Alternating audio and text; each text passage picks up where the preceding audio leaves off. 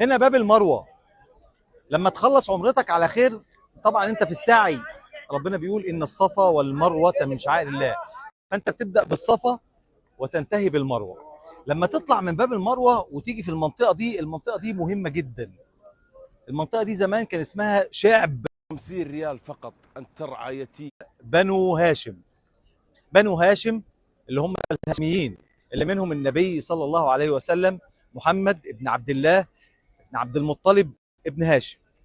وهاشم ده لقبه مش اسمه، هو اسمه عمرو ابن عبد مناف، وسمي بهاشم لأنه كان يقوم بهشم، تهشيم الثريد لقومه وللحجاج. الثريد اللي هو العيش الناشف كده كان بيكسره، عشان كده سمي هاشم. وهاشم توفى في غزة، عشان كده سميها غزة هاشم في رحلة الشتاء. رحلة الشتاء واسمه هاشم. اتفضل يا عم، اتفضل. احنا اسفين، احنا اسفين جدا، احنا اسفين. ربنا يبارك فيك ويحفظك. الله يحفظك ويبارك في عمرك يا رب. الله. قريش كانت مقسمة إلى بطون. أكبرهم وأقواهم كانوا ثلاثة: بنو مخزوم، بنو أمية، وبنو هاشم. أسأل أي شخص كيف اليتيم، كيف الله بارك في ماله. وعلى الأصح عام 571 ميلاديا قرر أبرهة الحبشي إن هو يغزو مكة فيما يعرف بعام الفيل، لأن أبرهة استعان في جيشه بأفيال، ويقال إن هو كان فيل واحد واسمه محمود. محمود. محمود. ألم ترى كيف فعل ربك بأصحاب الفيل ألم يجعل كيدهم في تضليل. في نفس العام ولد النبي صلى الله عليه وسلم. تبغى الله سبحانه يحفظ في هذا الشعب، في شعب بنو هاشم. ويقال والعلم عند الله ان هنا كان موقع ولادة النبي، هنا كان بيت عبد الله ابن عبد المطلب والد النبي صلى الله عليه وسلم. في السنة السابعة من النبوة قررت قريش ان هي تقاطع وتحاصر بنو هاشم، تقاطعهم لو جمعت في المعاملات، ما يتعاملوش معاهم تماما، لا في بيع ولا في شراء ولا في جواز.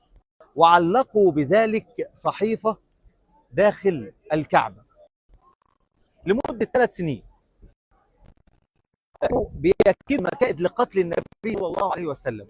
فقرر أبو طالب عم النبي صلى الله عليه وسلم إن هو ينحاز إلى شعب قومه، شعب هاشم. من توفيق. وفي نفس موقع ولادة النبي صلى الله عليه وسلم كان اشترى المكان ده أو الدار دي، اشتراها محمد بن يوسف الثقفي أخو الحجاج بن يوسف الثقفي. اشتراها من مين؟ من ابن عقيل بن أبي طالب، سيدنا علي بن أبي طالب. وجت الخيزران اللي هي والدة هارون الرشيد واشترت من محمد بن يوسف الثقفي الدار، وعملت المكان ده مسجد.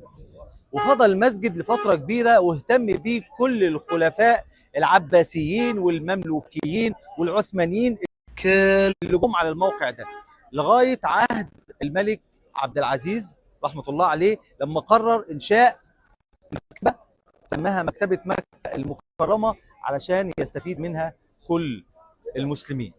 للأسف في ممارسات غير صحيحة ولا تمت للإسلام بصلة يفعلها بعض الحجاج والمعتمرين بالتبرك بالمكان، وللأسف بيصل الأمر بالبعض ان هم بيصلوا في اتجاه المكتبة مش في اتجاه الكعبة. والله العظيم حصلت، يعني كثير من شهود عيان كتير ان هم شافوا ناس للأسف بيصلوا في اتجاه المكتبة.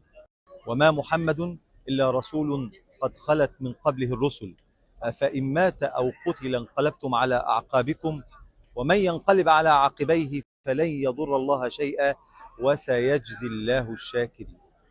اللهم صل على محمد وعلى آل محمد، ونلقاكم على خير وبخير، والسلام عليكم ورحمة الله وبركاته. لا إله إلا الله.